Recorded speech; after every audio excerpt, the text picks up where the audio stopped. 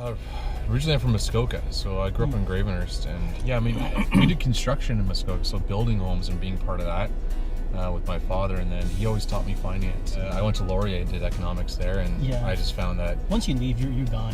It was really hard to get back up there. Yeah. Some buddies that came over here and showed me Burlington area. I was like, well, this is my jam. The water's right there, and it's bigger, but you still got a small town feel to it. I started with RBC. Interviewed. I wanted to be in Burlington. They're like, well, we got a spot in Hamilton. And I was like, I've never been to Hamilton.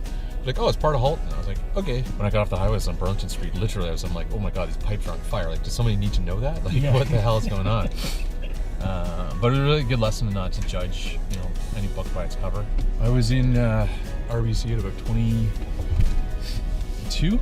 I was doing, investments in mutual funds, and I liked that.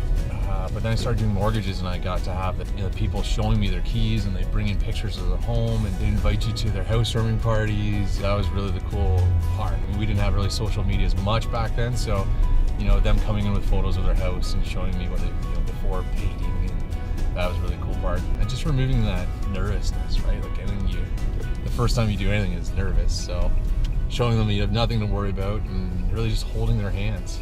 And I get questions from mortgage related to types of paint to use to all the extraneous kind of questions you can have. And it's kind of cool because now we've got thousands of clients, so anytime someone needs something, we usually have a client that does it. So if someone's like, I need a plumber, I need a painter, we usually have a client that does that as well, so we can kind of inter-refer. I started looking at becoming a mobile rep with one of the banks. And the biggest problem I found sitting in the bank is I knew that my lender that I was working for couldn't approve the deal, but I knew that another bank could probably do it. And if you're working for a bank, you sure as heck can't tell someone why not to use your bank. So I recognize as a broker, I actually got to work for my client, which is where I wanted to be. I wanted to represent them and educate them and tell them where it's the best place for them without prejudice or without any influence, because working for a bank, you're going to want to push your bank. So this way we get to direct them to the right lender they should be with. I've got the whole option. And we always say the joke, like, I would never go to a beer store that's only got one beer. That would be the last beer store I'd ever want to go to.